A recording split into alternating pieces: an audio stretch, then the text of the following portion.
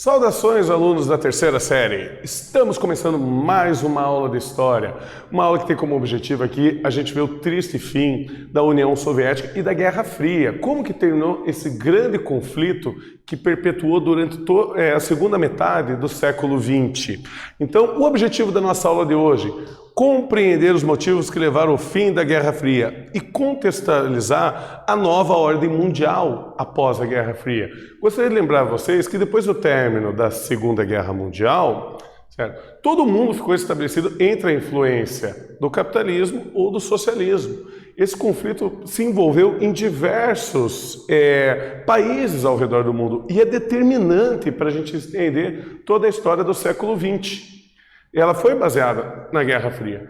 Agora, como que aconteceu esse fim e foi estabelecida, então, uma nova ordem no planeta Terra, entre novos países, novas potências começaram a surgir e novos conflitos também começaram a surgir.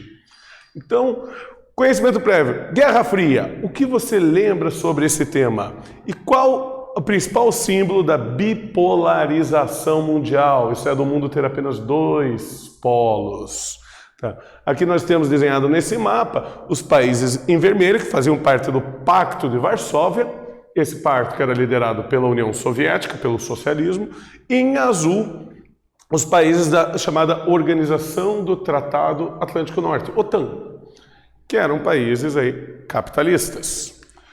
Bom, a Guerra Fria consistiu em um conflito permanente entre os Estados Unidos e a União Soviética, o qual os dois lados evitavam o confronto militar direto. Isso é, nunca esquentou a guerra, porque eles nunca se enfrentaram diretamente, mas se enfrentavam indiretamente. Para defender seus interesses, ajudar seus aliados e expandir suas áreas de influência, os dois lados usaram da propaganda, da espionagem e da violência também contra aqueles países sob sua esfera de influência. O Muro de Berlim foi o principal símbolo da bipolarização mundial. Esse muro aí que era uma ferida que rasgava a cidade de Berlim, dividindo ela entre a Berlim Ocidental, capitalista, e a Berlim Oriental, socialista. Então, em clima de euforia, alegria e comemoração, milhares de pessoas se dirigiram aos arredores do Muro de Berlim em 9 de novembro e começaram a derrubar o muro. Olha que valor simbólico, um muro que divide uma cidade. Você sabe o que isso representou para o planeta Terra inteiro? A derrubada desse muro, como a gente pode ver aqui na imagem, olha a euforia das pessoas aqui, a alegria que elas estão. Pois bem, uma problematização. O mundo está entrando em uma nova Guerra Fria? Muito se discute isso, tá? Apesar da competição entre os Estados Unidos e a China ter se acirrado nos últimos tempos, a utilização do termo para definir essa disputa carece de fundamentos históricos. Então você não pode exatamente comparar a competição econômica, ideológica e tecnológica que tem entre os Estados Unidos e a China hoje com o que aconteceu entre os Estados Unidos e a União Soviética depois da Segunda Guerra Mundial. Mas, sim, há uma competição ocorrendo entre essas duas grandes potências contemporâneas. Bom, o fim da União Soviética ela vai ocorrer quando Mikhail Gorbachev assumiu o posto de secretário-geral do Partido Comunista da União Soviética. Esse posto era uma espécie de primeiro-ministro, ou seja, aquele que governava de fato.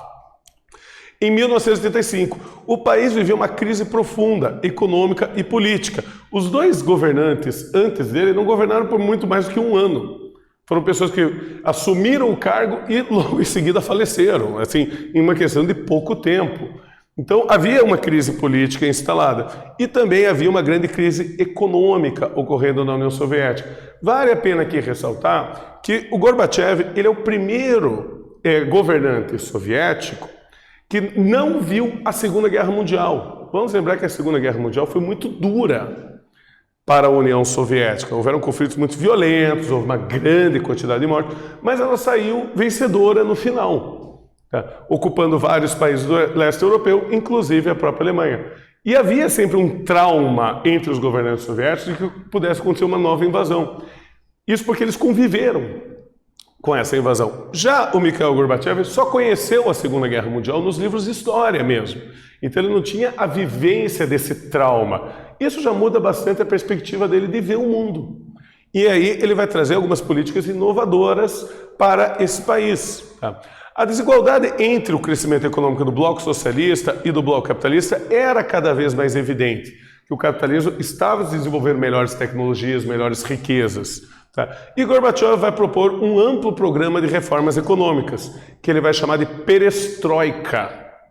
Essa é a palavra em russo, que quer justamente dizer reforma. E também de reformas políticas, que é a glasnost. Glasnost em russo quer dizer transparência, fazer um governo mais transparente, com mais participação da população. Aqui nós temos um selo soviético que relaciona a comemoração do Grande Outubro com a perestroika e a glasnost. Lembrando que outubro foi a revolução que foi criada na União Soviética, que derrubou o governo provisório, isso lá em 1900 no final da Primeira Guerra Mundial. Mas o que era então? Com a perestroika, ele adotou medidas como corte nos gastos com armas. Lembra que havia Guerra Fria, havia aquela constante disputa por melhores armamentos. Ele cortou esses gastos de soldados. A retirada das tropas soviéticas do Afeganistão, uma longa guerra que a União Soviética se envolveu e que nessa guerra aí custou muito caro e não estava dando resultado. Muita gente tira sarro que o Afeganistão foi o Vietnã da União Soviética. O que os Estados Unidos se deu mal no Vietnã, com toda a sua superioridade, aconteceu o mesmo aqui. Também o estímulo à renovação tecnológica e à competição entre as empresas. E o fim do monopólio estatal. A União Soviética era um paraíso de empresas estatais que controlavam toda a economia. Ele vai acabar com isso. A partir de então ele começa a dar liberdade comercial até dos cidadãos soviéticos criarem suas próprias empresas e, mais importante, a permissão de entrada de empresas estrangeiras no país. Isso é uma grande inovação. E na glasnost, a transparência em russo, consistia em uma abertura política efetiva, na qual destacaram-se o fim da censura, a libertação de presos políticos e o fim do unipartidarismo. Então agora o Partido Comunista da Rússia não era o único partido, você poderia ter opiniões divergentes, não havia mais a censura. E aí você vai ter um momento muito importante da história da União Soviética, que é a descoberta dos crimes perpetuados por Stalin e por outros dirigentes. Então, começa-se a discutir muito a política, agora que a União Soviética abria mão do seu regime autoritário. Tá? Mas vamos para uma atividade aqui da nossa aula de hoje. Veja o que Gorbachev disse sobre a crise que herdou dos governos anteriores. Então a pergunta é, o que Gorbachev critica nesse trecho? Temos enormes somas concentradas nos fundos sociais. A assistência médica é grátis, bem como a educação. Os indivíduos são protegidos dos revés da vida e sentem-se orgulhosos. Mas constatamos também que pessoas desonestas tentam explorar essas vantagens do socialismo. Conhecem apenas os seus direitos, mas não querem saber de seus deveres. Trabalham mal, esquivam-se de trabalhar e bebem demais. Então, pessoal, o que Gorbachev critica nesse trecho? Vocês têm um tempinho aí para pensar? E eu já retorno.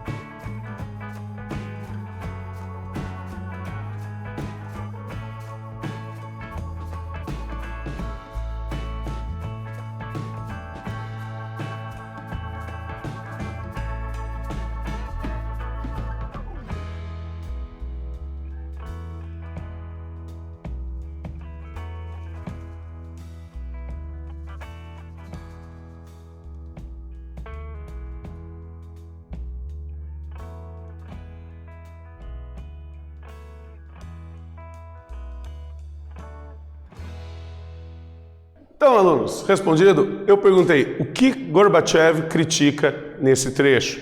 Minha sugestão de resposta para a gente, tá? Ele critica as pessoas desonestas que exploravam as vantagens do socialismo soviético, principalmente uma elite do Partido Comunista que acabava tendo benefícios de acordo com seu cargo de governo. Então ele faz essa crítica muito clara, algo que pode ser considerado até aí próximo a uma crítica à corrupção dentro do governo. E os resultados que teve as reformas de Gorbachev? Pois bem, gente, a perestroika e a glasnost não surtiram os efeitos esperados. No caso da perestroika, não houve o devido investimento que o Gorbachev esperava. E no caso da glasnost, houve muita discussão política dos crimes feitos pela própria União Soviética. Todo mundo tem seu esqueleto no armário. O problema é quando você abre o armário e tem um cemitério inteiro ali. Aí se torna um problema. Em 1986, houve um acidente nuclear de grandes proporções em Chernobyl, na Ucrânia. E o governo soviético, apesar de pregar transparência, eles demoraram muito tempo para informar que havia acontecido essa grande tragédia. E isso contribuiu para aumentar a desconfiança da população. Houveram próprias dificuldades da passagem da economia comunista, que era apoiada num planejamento centralizado, para uma economia capitalista, baseada aí na livre iniciativa. Isso houve muita complicação entre as empresas e o governo, e quem poderia, quem não poderia. E também houve oposição do seu governo. De um lado, havia o grupo dos comunistas radicais, que queria impedir as reformas. E do outro lado, você vai ter um grupo dos reformistas radicais, que queriam reformas mais diretas. Então ele conseguiu acabar desagradando a todo mundo aqui. E em 1991, a União Soviética, depois de uma grande crise política e uma tentativa de golpe de Estado, chegou ao fim. No Natal desse ano, o Gorbachev anunciou o fim da União Soviética, ela deixava de existir. Isso vai gerar toda uma crise aí no sistema socialista soviético internacional. Incentivado pelas reformas de Gorbachev, os habitantes da Alemanha Oriental organizavam um movimento popular exigindo melhor qualidade de vida e mais democracia. Em alemão, Wir sind das Volk, quer dizer, nós somos o povo. E ali, Wir sind ein Volk, quer dizer, nós somos um povo. O que é que você já tem uma crítica clara à divisão da Alemanha entre a Alemanha Oriental e a Alemanha Ocidental? Por que a gente está dividido se somos todos alemães? Então o lema do movimento está aqui, nós somos o povo. Então, mais uma atividade para a gente. No que diz respeito aos protestos na Alemanha Oriental, qual a crítica feita pelo movimento Nós Somos o Povo? Vocês têm um tempinho aí para pensar e eu já retorno.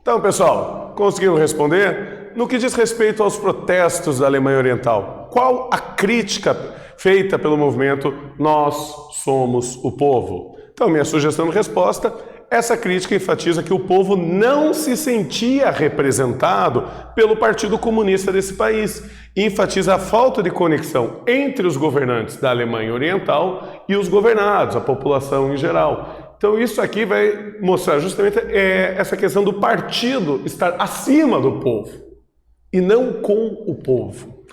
Certo? E aí que nós vamos ter uma série de eventos na Alemanha Oriental, de protestos e discussões que vão resultar na queda do Muro de Berlim. Esse movimento foi ganhando força até que em 9 de novembro de 1989, o povo alemão, tanto da Alemanha Oriental quanto da Alemanha Ocidental, seguiu para o Muro de Berlim e acabaram por conseguir invadir ele e derrubá-lo. Os soldados que guardavam o muro, eles não reagiram pelo tamanho da população que chegou. Então acabou ocorrendo de maneira pacífica. E aí eles puderam se juntar e dar os braços, se abraçar, como irmãos novamente, como um povo só. A reunificação da Alemanha começou com a queda do Muro de Berlim, mas não terminou só ali. Depois da queda do muro, em 1989, o chanceler da Alemanha Ocidental propôs a reunificação das duas Alemanhas. Foram necessários ainda 11 meses de negociações. Você tem que fazer a unificação financeira, você tem que fazer a unificação de produtos, logística, administrativa. Havia muita coisa a ser discutida. Então levou 11 meses até a reunificação ser concluída. Após a queda do Muro de Berlim, outros regimes comunistas da Europa também foram caindo pouco a pouco. Houve uma desestruturação completa daquele sistema no leste europeu. Como, por exemplo, na Hungria e na Tchecoslováquia, a transição se deu de maneira pacífica e por via das instituições. A Tchecoslováquia, inclusive, fez um plebiscito que ela se separou em República Tcheca e Eslováquia, de maneira pacífica. Na Romênia, não. Lá, o governo respondeu com violência aos protestos populares, mas não conseguiu frear as manifestações. Ao tentar fugir do país, após uma invasão ao seu palácio de governo em 1989, o presidente Nicolae Ceausescu acabou preso, julgado e executado. Ali, o comunismo caiu de maneira bem violenta. Na Polônia, os trabalhadores liderados pelo sindicato independente Solidariedade, esse sindicato era liderado por um metalúrgico, que era o Lech Walesa. E com o apoio da Igreja Católica, contribuíram aí para a derrocada do socialismo, havendo também uma transição pacífica e a eleição do sindicalista para presidente da Polônia, acabando com o regime comunista polonês. Então você tem essa variação das derrubadas. A maioria delas foi pacífica. A única exceção aqui que se destaca é a Romênia. Mas vamos então para a nossa última atividade da aula de hoje. A queda do Muro de Berlim foi bastante festejada pela população alemã. Qual a função política e ideológica que ele exercia e o que a sua queda representou? Vocês têm um tempinho aí para pensar e eu já retorno.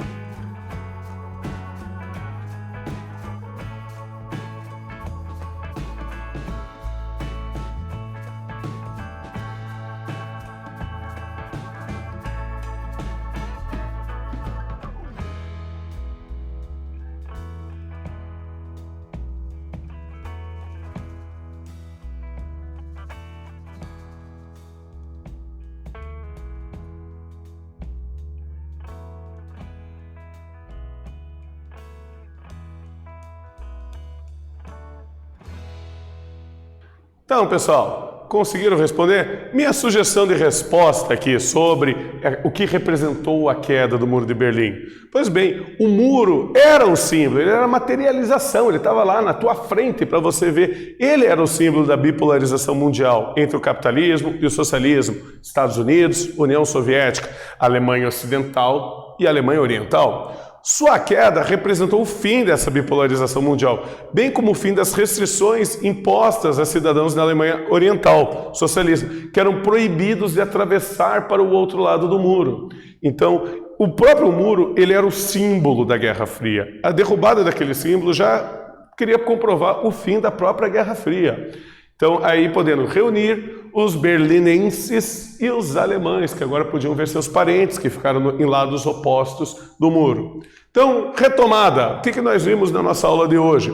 Os fatores que levaram ao fim do socialismo na União Soviética e em outros países do bloco socialista. As reformas de Gorbachev, que foram a Glasnost e a Perestroika. A queda do Muro de Berlim, esse grande símbolo da Guerra Fria. E a reunificação da Alemanha e a redemocratização do leste europeu. Então, eu queria agradecer a todos por mais essa aula e até a próxima.